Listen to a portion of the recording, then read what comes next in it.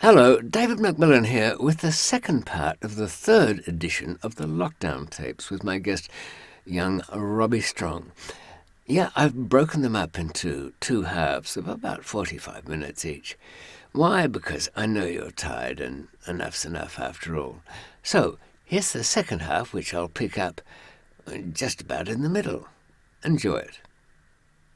Yeah, people seem to have really forgot how to interact. You have some very funny interactions with people, and then there was one guy who came and ordered, and he like kind of forgot how the concept of money worked, and I charged him something like it was like 440 or something like that, and he genuinely for about 2 minutes was just staring at a hand of change, and it was quite sad because he had like a glove with like a finger missing, and he was quite forlorn, but he was in like a suit and tie. But yeah, people, you're noticing the mania with people. It's quite I fascinating. mean, he just forgotten that there Yeah, wasn't a form of bartering in coinage and currency. no, he more pulled it out, and he was looking, and he was like, it struck me like, and he was kind of muttering to himself, and it seemed like he couldn't figure out which coin had which nomination of money, like a value of each coin. It was quite fast. He just seemed like he'd not really been out and about too much, but was fairly together. Was fairly together. Other Yeah. than that, there's momentary lapse, and it's quite fascinating. You keep people caged up for long enough, and the mind wanders. I've got a picture of David Bowie by my mirror. I find myself talking to him quite often. But yeah, we all do our things to get by. Okay, so he's your kind of your guru in a way. Kind of the picture's an avatar of somebody. I mean, he doesn't. Does he answer you back? Well, I kind of more get inspiration from him. I kind of stumbled across him. I've never been. I really like David Bowie, but I've never been like a super fan. But remember when we could go to pubs? Do you remember those days? It was quite. Something to do with reaching out, grabbing a big handle, and pulling on it. Yeah, it's something to do with and then Beverage came as a result. Yes. Yeah. yeah. Well, those good old days, which we may or may not return to one day. I was at a pub, and it was a very quirky pub, and there was a DJ, and this was like a Sunday afternoon of all times to have a DJ on. And then when they finished the set, they just went around giving out pictures of David Bowie. It was very sweet, and so I got one and I put it next to my window. But he looks very cool. He's in like a yellow. He's in like a yellow suit and everything, and he's got a fag on the go and holding Ah, scissors for some reason as well. But I think there is a reason for that. I'll come to that in a minute. But I uh, mean, I've been a bit of a Bowie fan ever since seeing him in a thing called The Man Who Fell to Earth. It's a science fiction film, and he is the titular man who fell to Earth. And his home planet is short of water or something. Seems a long way to come. But to make some kind of a life so he has some influence on the world or can do at least build something to get back home, he has to make some money. So he knows all this sort of scientific stuff. And mind you, all of his scientific, I mean, instant camera, I think we knew about the Polaroid, but he turns in quite a good performance, and he plays an alien without needing an awful lot of makeup quite well.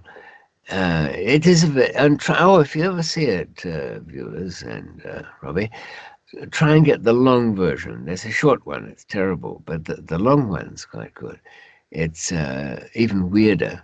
Uh, of course, the government gets a hold of him and messes with his eyes and everything, which is the sort of center of his powers and so on.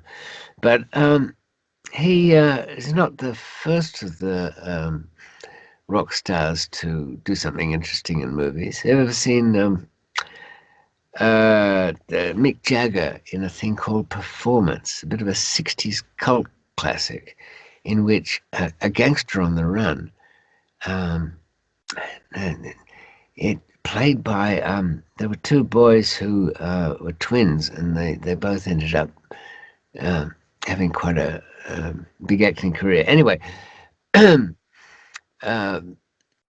this gangster on the run ends up at a rock star's house, and it's Mick Jagger's, and there's two girls there, of course, and they kind of blend and swap identities, and Mick Jagger becomes the gangster, and the very hard-edged gangster becomes sort of, a bit of a freak. Worth catching up with. Mind you, films don't ever age as well as the memory allowed. How often have you gone to see something that you saw, I don't know, when you were 14, 15, and then seen it and told everybody, this is great. You've got them all sitting around watching this thing, and it's absolute embarrassing, toe-curling disaster. That ever happened to you? Yeah, well, you definitely have the bias of being in the moment and things like that. I remember when I was very young, my mum took me to go and see the Pokemon movie, which I was very hyped about. I was very excited. Bang into Pokemon at school, very much like it was a big part of the culture. We went to see the film, and my mum is probably the most. I've never known her dislike anything, and I mean literally anything. I've never seen her say anything's bad, and I've never seen a person have such hatred for something than my mum did for that Pokemon film. So maybe that's the closest I've got. She still never got over it. Burned all my Pokemon's afterwards. I'm guessing it would have been a bit, well, if you weren't a big Pokemon fan, who was the lead Pokemon character, or very well known one? Yeah, the boy was called Ash, I believe, and it had the best theme song of pretty much. I stand by this. One of the best theme songs of any show. Yeah, it's very good. I think there was a prince or a sort of boy character in the Pokemon series, and I remember that because my then 13-year-old daughter, back then those years ago, she married that cartoon character and actually got a marriage certificate for it. Really? And I stupidly said, well, you're not the only one. It, how insensitive. That's slightly bad form on your part, David. Do you know if he signed a prenup or not? Because I think it's worth a few quid, I've heard. I don't know. When it comes to the girls, I'm a living prenup, I think, Good show. Only had to see off a couple, really. Yeah. Now, I was going to ask you from a perspective of different outlooks. Look, viewers, here's some of the things we aren't bothering with. I was going to ask everybody whether influencers had any influence on their life, but no, it's a tedious dead end, I think, that one.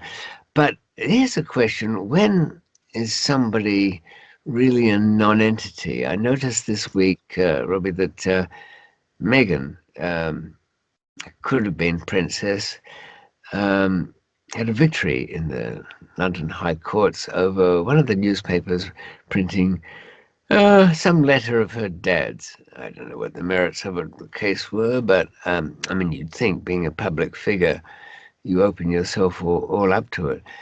But the dad did say some kind of contrary thing. So is he Canadian or is he American? Anyway, it doesn't matter. He said something or other. I was surprised that the courts gave her a break, but if Meghan's known because of the prince, and her dad's known because he said something or other and wasn't invited anyway, fears that he wouldn't behave himself. What about the dad's gardener who says something? But then dad's gardener's probably got a wife, and if she heard all about what the gardener knew through her husband, they say, don't they, that the 6 degrees of separation mean that there's only 6 steps between the Queen of England and a rice farmer in China. But where does your interest drop off a cliff when it comes to a separate stage of knowing somebody. Well, I suppose what I find fascinating about that is that they've decided to not publish a letter, but surely could they not just get an interview with them or something like that? Would they be allowed to publish that? Can't see why not. Yeah, that you raise a point there. Why is that? The fact that it's a signed letter that one way or another became public. Yeah, I don't know why she's entitled to. I mean, she's lived her life as a public figure, meaning that she is saying, I am interesting because I'm doing all this out in the open. And yet, very much trying to put on that, oh, leave me alone, yeah. I want my privacy. It's a tough one as well because for years, not so much now with the age of the influencer, and now if you fart on the right TikTok video, you're an instant star. Yeah. But whereas before, like being famous was a byproduct of being really good at whatever it is you did. Like if you play the guitar really, really, really well, then chances are you'll be famous because everyone wants to hear you play the guitar. Exactly. Whereas it's something, especially the monarchy, it's quite a strange one because they're sort of thrust into this, or someone like Harry thrust into this position of power, and everything you do is scrutinized. To be honest, I'm not a royalist, but I don't wave a flag trying to bring them down either. I'm kind of fairly indifferent about them. I think they do a lot of good, but does the Queen deserve the amount of money she gets every year when people are starving and we're in the middle of a bleeding pandemic? I mean, she did inherit it, though, didn't she? I mean, it's not the royal allowance is not that big, no, but legally, every year when they get the royal allowance, it has to go up an increment. They can never have the same amount or reduce it. I believe it has to go point something of a percent or something like that, and that's as well as the repairs to all their gaffs. That's free as well, and while. So, but it is a weird one, isn't it? Of all of them, I do think I like Harry the most. If I had to go out for a pint with one of them, obviously you'd pick Harry. You want him on your stag do. You know, go and bet on the TV. Don't see him as a little browbeaten by the missus. I mean, I don't know because we only know what we read, don't we? And it seems so skewed towards the negative for them. She's had a bit of a rough ride with all this. I mean, I don't think they've done things brilliantly, and if they want to step away, that's their prerogative. The thing is, if you step away, then you can't then want to keep all these perks that you had for being a royal. You've either kind of got to be in or be out. So he may well be browbeaten by the missus, or they might just be two people very much fed up with all the negative press that they're constantly doing, and he's trying to protect his wife. I don't know, and yeah. It is kind of artificial in a way because if you're born into that, it's an artificial life, and it's kind of a Britain keeps our particular royal fantasy, very much alive, and we like it because it's ours. That you could be in a bar in Hong Kong or something like that, and then as you might have said to all your English friends, I've had enough of them. Let's pull the royal rug out from under that. But if somebody else, if Johnny Foreigner had a go at the Queen in the royal family, I don't know. I mean, that's something, Well, we might be able to make snide remarks, but you've got to be British to do that. You don't want some God knows what saying something about even our most half-witted royals. Nearly all of them. I think Andrew. They get away with slandering Andrew a bit. I mean, he jumped off a cliff, didn't he? Yeah, he needs to slap him down. That boy. Yeah, he's a peanut. A friend of mine that you know of, anyway, Sean Atwood has run many a video on Prince Andrew's sleaziness. And people tune in and watch. He is his own worst enemy. He was advised not to do that BBC Newsnight interview, and made a complete cock up of the whole thing. Shocking. Yeah, I did really. That was his. The worst part about it was that it showed such arrogance that to suggest you've got to be pretty good to handle an interview with where there's a dead body on the floor and you're holding a smoking gun. Um, for him to just think he could wander through that with a yeah. few. How living in the past is that? They could get away with that sort of shit in the 60s. He just seems so removed as well from the average human experience of anyone else. So when they were talking about the things about, well, the shooting weekend, can you elaborate a bit about the shooting? When he was like, well, it was just a normal shooting weekend, like the, we all, like the we kind all we go all have, yes. crack shooting of a Thursday morning, crack the Yeah, peppers out and then go stumble around the field with your chums and like blow a load of pheasants away. It was just so devoid of any sort of humanity. Oh yeah, God. Yeah. I And think. I won't go over to the States for questioning or anything. It's a joke. No, no, that'll never happen. Yeah, There was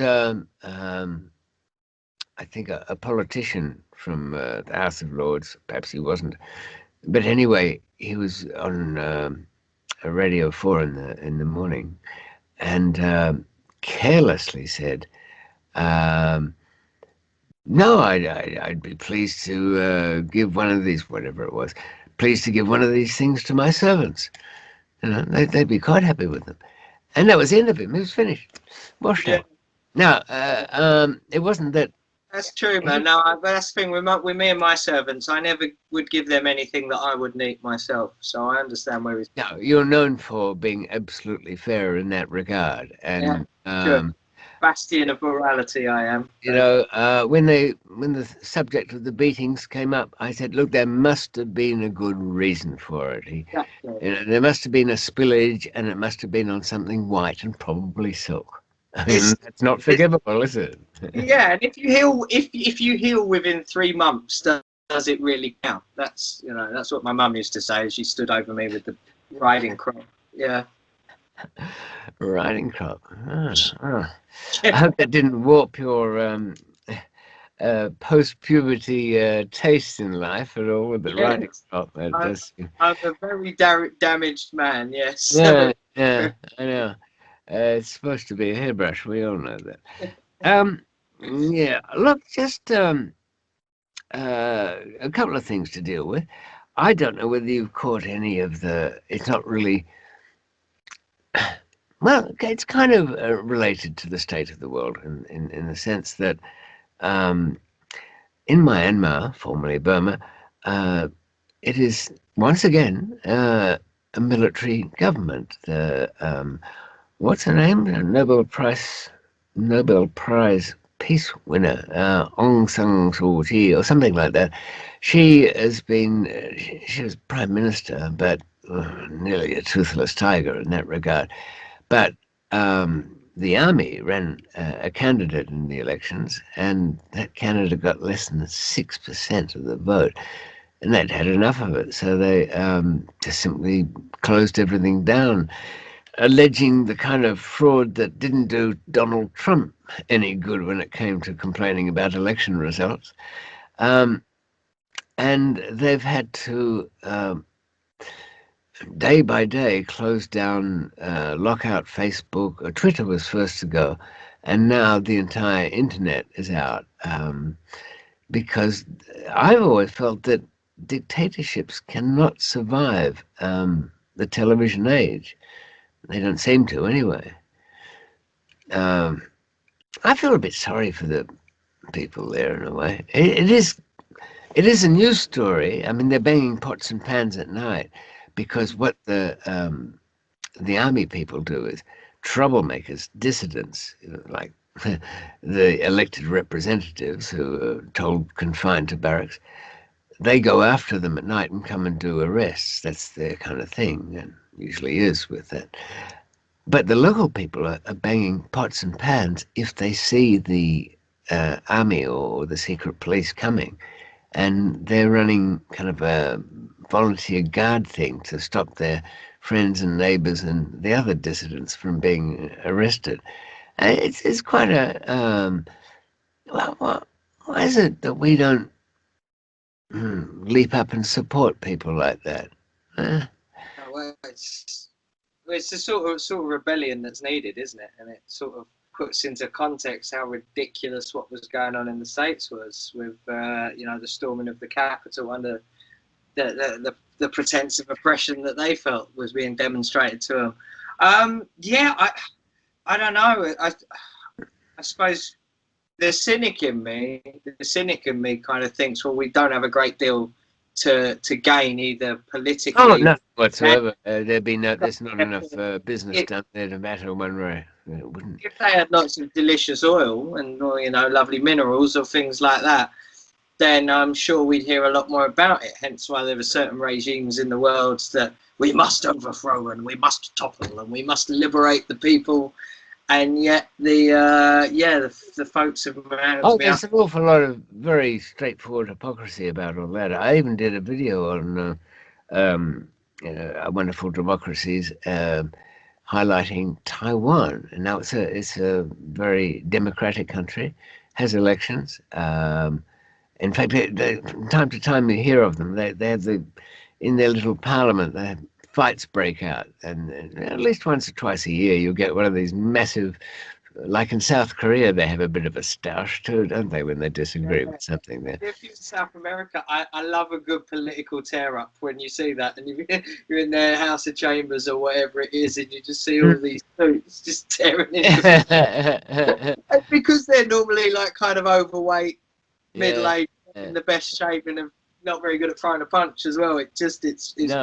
The descent into anarchy is just brilliant. Yeah. They're terrible fighters. It's handbags at dawn, that's for sure. They love policy so much that they will throw a punch for it. Yeah.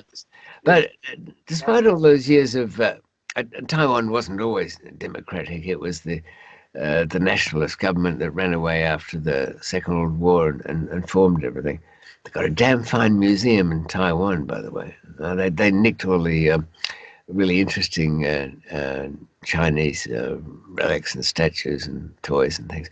But that aside, nobody in the whole world recognizes them as a country officially, except for a handful of islands, I think, somewhere dotted about the Pacific. I'm not even sure that could be the other way around. It's a bit like China buys out some little country to recognize its ownership of the Spratly Islands or something like that. But we don't face up to China. We don't face up to it. When I say we, I think it's got to be the greatest illusion in the world, isn't it, that we of the Western world would do anything on principle. I don't think that ever happens, does it? No, well, I think especially with a force of the size and scale of China now, where everyone's just sort of been casually looking over and seeing what they're up to and noticing that, maybe it's, because at least I suppose with North Korea you kind of leave them to their own devices, but they're it's very insular and they're dangerous, but they very much keep themselves to themselves. All the atrocities and all that, but we turn a blind eye. But China, I think we're very, very much aware. Like, if they wanted to have a go, they could probably run things properly if they truly wanted to have a go. But if not now, then definitely in years to come, because of the sheer size and scale and the regime. It's likely to be the world's biggest economy within about 30 years, overtaking America. It was. I thought it had overtaken us. I don't know. No, not in straight dollar for dollar terms. It's just that the US is also a huge financial center, and so that helps. It's disproportionate, but everyone owes a few quid now with with old Rona. Everyone owes a few quid now, so it will. That's true. But we just print money because you can borrow money at a fraction of a percent. So really, as long if you're paying interest only, you virtually never pay it back for a squillion years.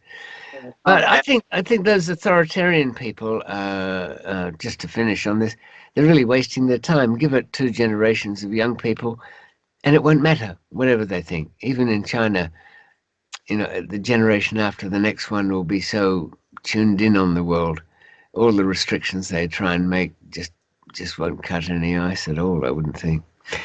Um, I see some of our most treasured eccentrics have been charged and fined for gathering illegally together, and they are the Twitchers of Devon.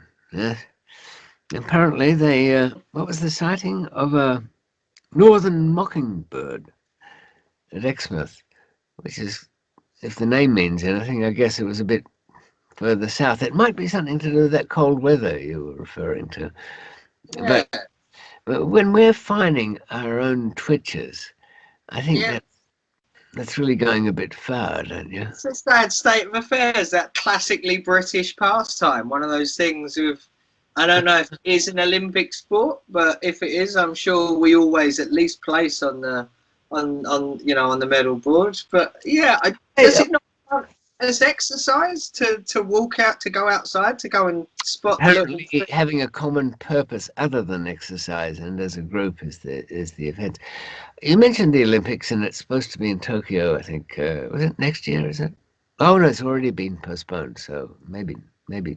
Yeah, it was supposed to be last year.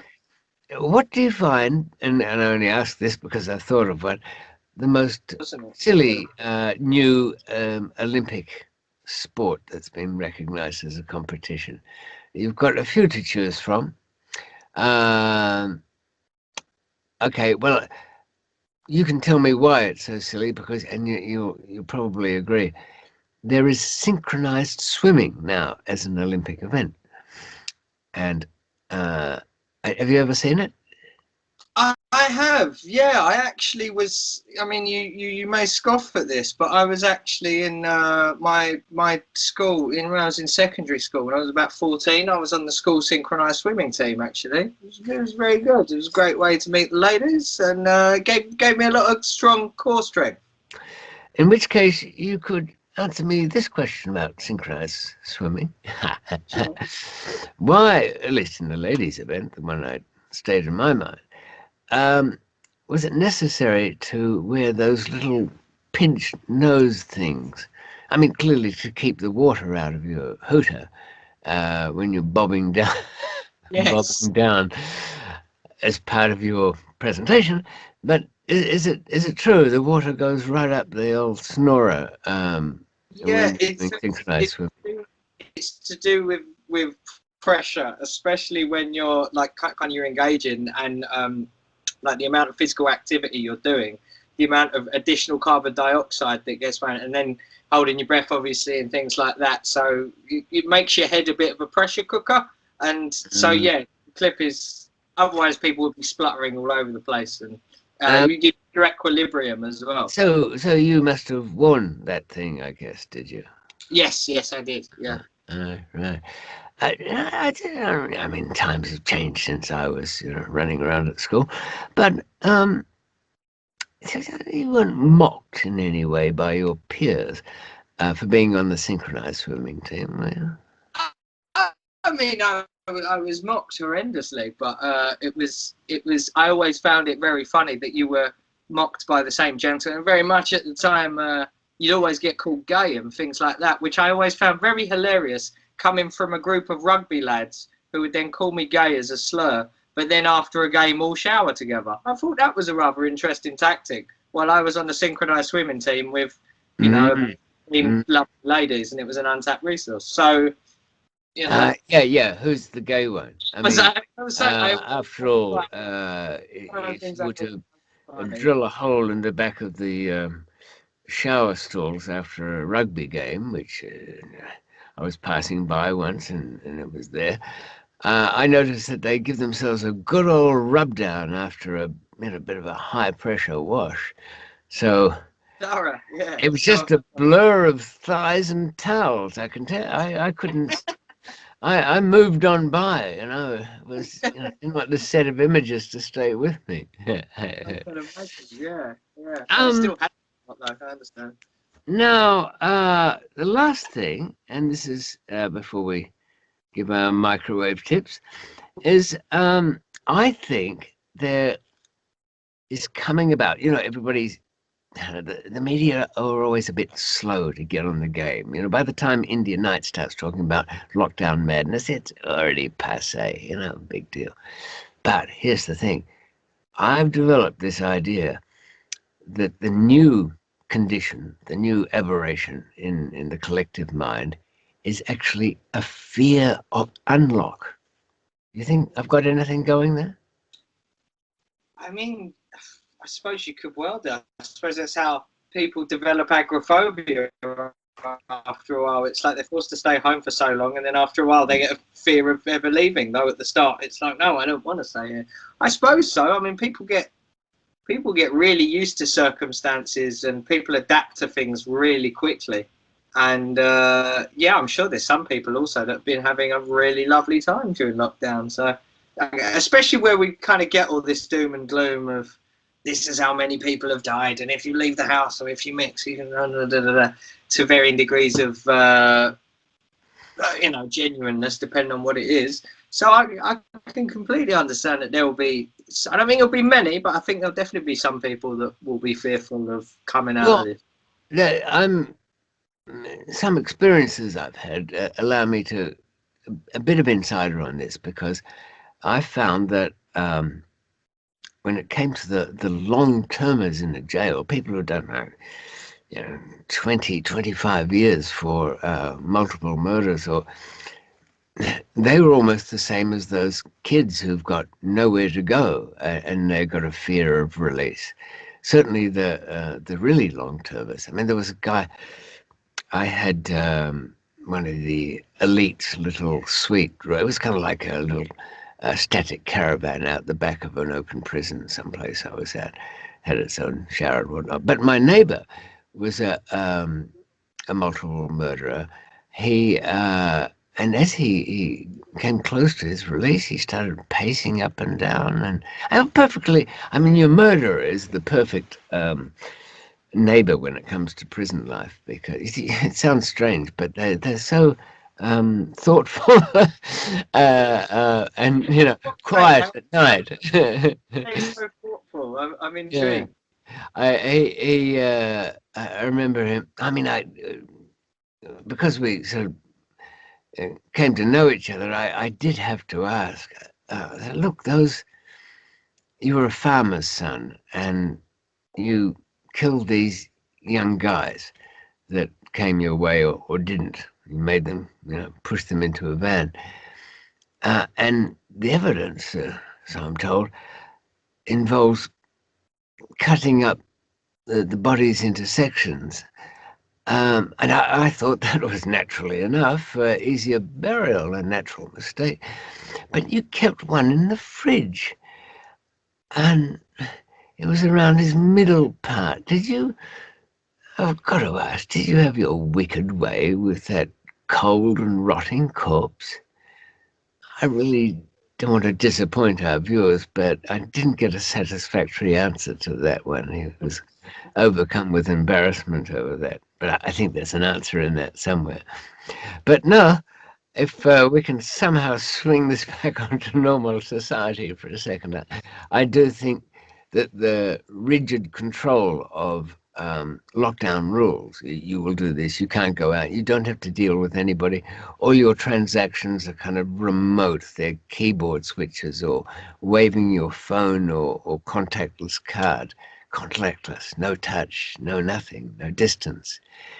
When that particular set, I mean, they're not going to let it all go at once, it's supposed to be incremental, but are they being incremental, the government, in loosening things up entirely because it's a sensible thing to do as far as controlling the spread of the disease, or have some kind of, psychological warfare type shrinks in the background said, never mind here, if you let them all go at once, it'll be chaos.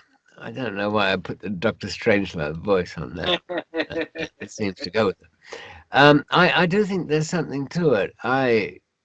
As a long-time psychopath myself, I'm really not looking forward to the end of lockdown because it's allowed me to flout so many rules. I feel quite at home, but it's also cleared the amount of people underfoot, which is a bad thing. So I think time will prove us right. I think, Robbie, people will be looking back upon this otherwise bit of ephemeral news reporting about lockdowns and saying, those guys said it. They said fear of unlock. Yeah. I think so. We could be the unheralded voices of the lockdown when this is all said and done. Maybe a lot of our predictions will have come true. Who knows? Who knows? Yes, I think we can dismiss the fact that everyone we've made collectively so far has turned out to be the opposite of what happened. But that is really secret code to our friends. Don't want to let the enemy know what's really going on, do we? This time next year, we have dozens of people that are, drug smuggling wrestlers. So we'll see. I know. That could be. I know.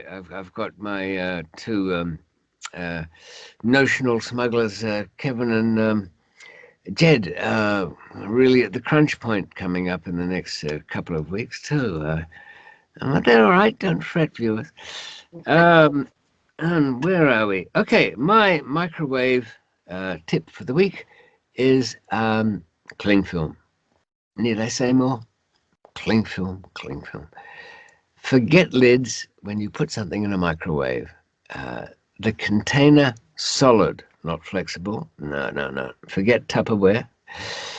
I had a sudden flashback. They used to sell sex toys at some prison I was at, or the female officers had it. They didn't call it a Tupperware party. It was called a fuckerware party. Anyway, no, a single pierce in the cling film, and you can do what you want. Absolute control, the right amount of pressure. I can see you're just taking that in, Robbie. You probably got nothing to add to the microwave. No, I was letting you finish. I was letting you finish because it seemed like this was such a well thought out and keenly mulled over hypothesis that you presented to the table. Experience. I was just like, no, I'm a firm fan of cling film in all of its uses. In not just the expediting of the microwave process, but of reducing fat around the midriff. Good reason. I mean, where would we be without cling film, huh? Exactly, but binding the average, home invader that comes through once you've neutralized him. If you only have cling film around, you combine them brilliantly with that. So no, I'm sold on the cling film idea there, Dave. I'm pleased that went down well. It's sometimes I used to, just as a bit of therapy, I'd get a big roll of cling film and a Christmas cake, and this works. You cut the cake up into little cubes, and then you wrap it, each cube, in cling film, nice and tight. No sloppy bits, no bits sticking out. Firmly. Then you take 5 or 6 of those, and you wrap those cling film bits into more cling film, and to make a little block of cling film. Then you find after you've done one Christmas cake, that's never enough. You've got to go in search of other bricks of some moist material that can cling film up. It's really a great antidote to being banged up. I can imagine. Yeah, it worries me that could have got confused with some of your merchandise, and then you'd have had people doing large stretches of money, large stretches of time for potentially smuggling. You think Christmas there's a connection there? Maybe. Good to see you as always, and I hope that your path in the next week is littered with interesting events.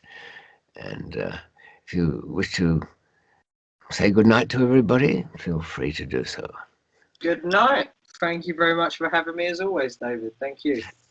And we'll see you all back here if any of you have got the tolerance for sitting through entire editions. Though we all know that 11 minutes is about your attention span, but that's worldwide, so I wouldn't worry about it at all. All right, live dangerously. Until next time, we'll see you again. Well, there you are. That was the second half of the third edition of the Lockdown Tapes. Supposed to be weekly and just about always is. Don't forget, if you want Robbie and I to take apart, digest, analyse any question, any issue, research something, ask somebody else, not us. But if you don't mind a kind of ad hoc, off-the-cuff, garbled mess of an answer, share your issues with us. Great. See you then.